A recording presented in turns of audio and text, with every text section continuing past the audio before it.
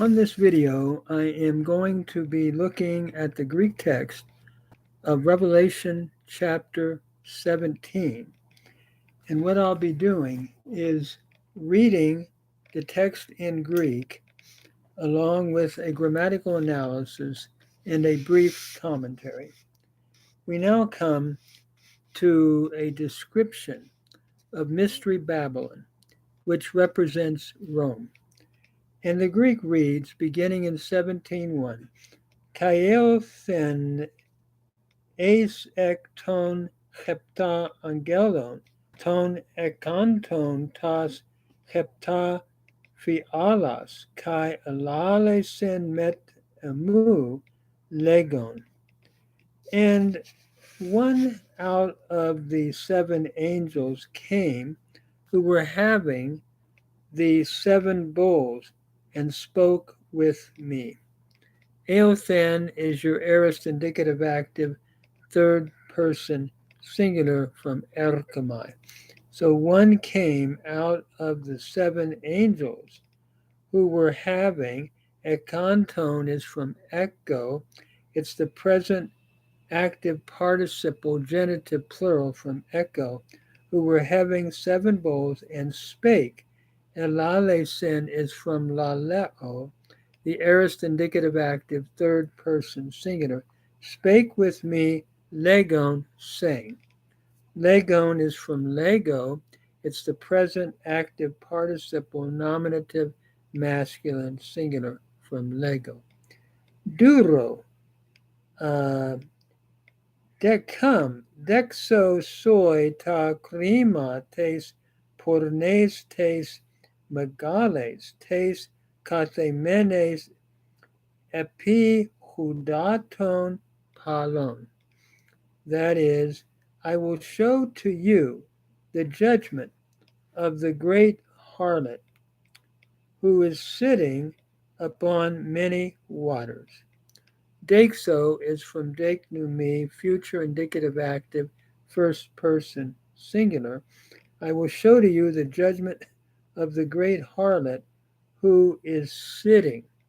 Kathemenes is your present middle participle genitive feminine singular from katheme, who is sitting upon many waters. And of course, the many waters represent no doubt the nations in which the harlot Rome was sitting and continued to sit through time and through history.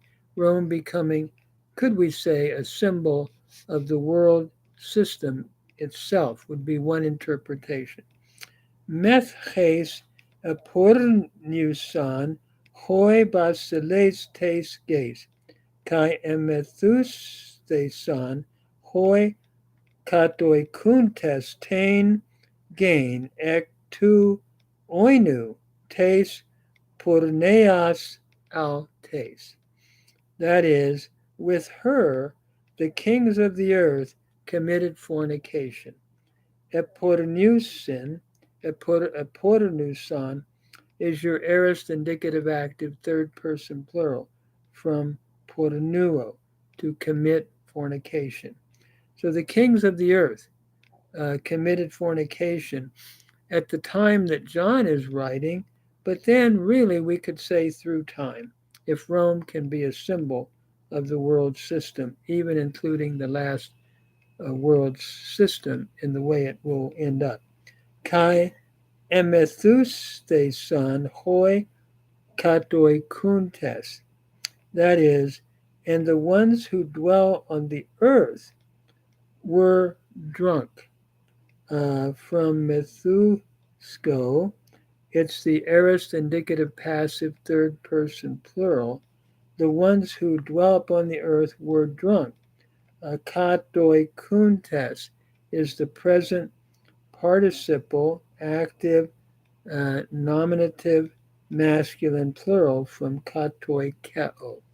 They were drunk out of the wine of her fornication.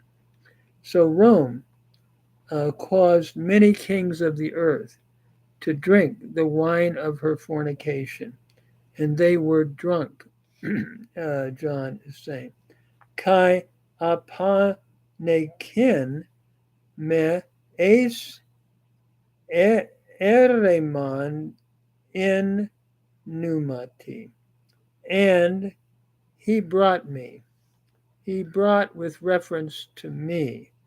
So we could say, I guess we could render this, I was brought unto the mountain by the Spirit. Pennekin is your aorist indicative active from apafero, to bring. And so, and me here is an accusative of general reference. It becomes the subject of the clause here. So I was brought into a desert by the Spirit. The Holy Spirit is taking John into a desert place to give revelation. Kai edan gunaika kathemenein epi therion kakenan gemanta anamata blasphemias. That is, and I saw a woman sitting upon a scarlet-colored beast, full of the names of blasphemy.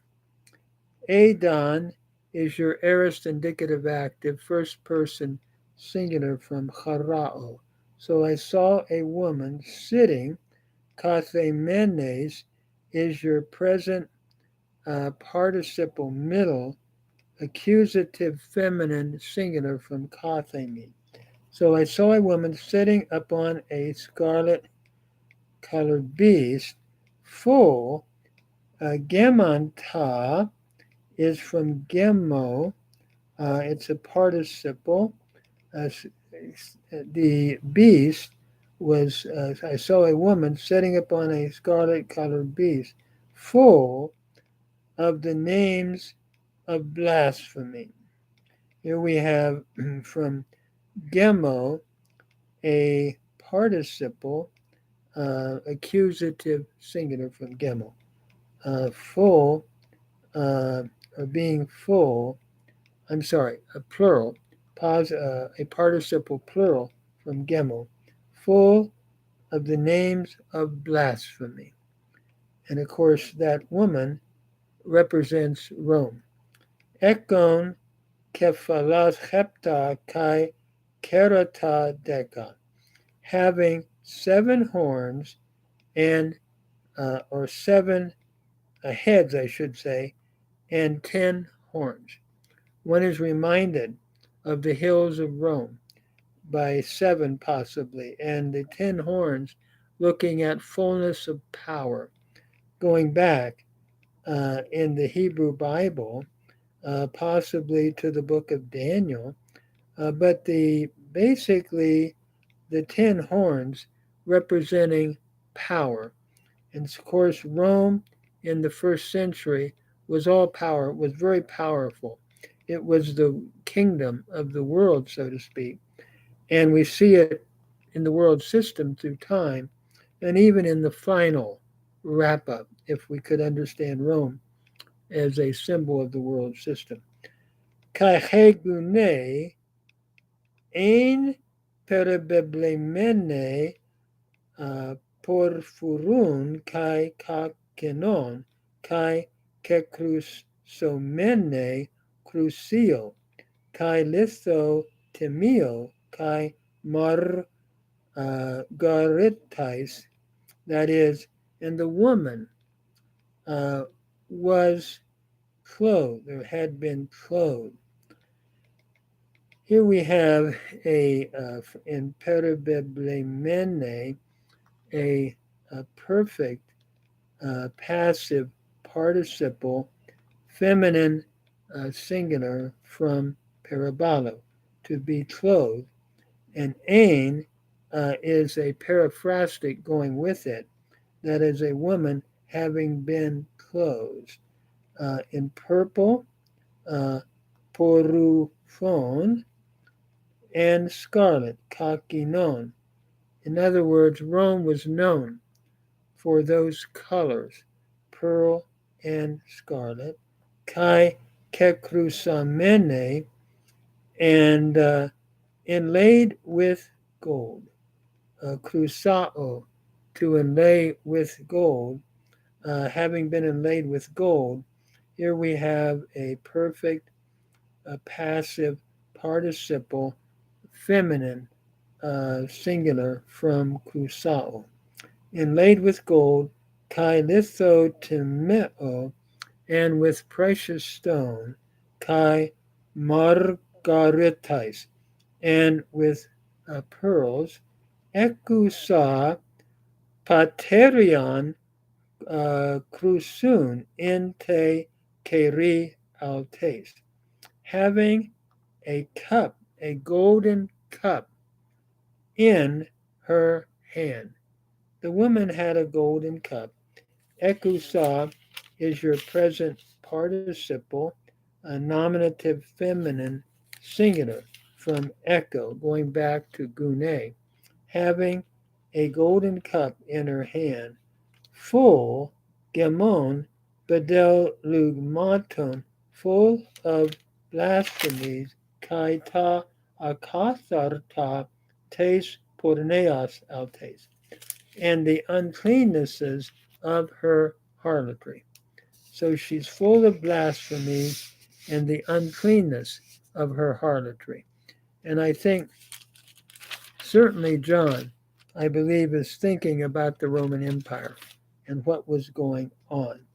Kayapita metapan altes, anima gegramenon, and upon her forehead a name having been written. This is from Grapho. Upon her forehead a name having been written. Um, Here we have the perfect passive participle accusative singular from Grapho, having been written, mysterion, mystery. Babylon he megale, Babylon the Great. And no doubt here we're looking at Rome, and Babylon was the final great enemy of God's people in the Hebrew Bible. And I think John is applying this to the Roman Empire. He meter ton pornon, and the mother of harlots, kaiton bedel lugmaton tes gays, the mother of harlots and the abomination of the earth, speaking of Rome as the mother of harlots and the abomination of the earth. Kai edan tain gunaika mathu usan ektu chaimatas ton hagion. And I saw the woman drunk out of the blood of the saints. I saw Adon is your aorist indicative active first person singular from harao. I saw the woman drunk from Methusko, or Methuo, I should say. It is your aorist participle accusative singular from Methuo, that is, drunk out of the blood, ek tu haimatas ton hagion, of the saints, kai ek tu haimatas ton marturon Jesu, and out of the blood of the martyrs of Jesus. That is, many people were martyred by the Roman Empire. And this is carried on through time in the world system and even in the last days, the final Rome, we could say. And then kai athaumasa idon altain thuma mega. That is, and I marveled when I saw her with great marvel, with great wondering. A thaumasa is your aorist indicative active first person singular from thaumazo, I marveled. When I saw, seeing from harao, another participle, um, aorist participle, uh, nominative singular from harao. When I saw her with great marveling. So I'm going to stop there. I'm trying to hold these to about 15 minutes. I don't want to go on, but trying to hold it down. So we're looking at the Roman Empire, which could be a type of the world system and including its final form.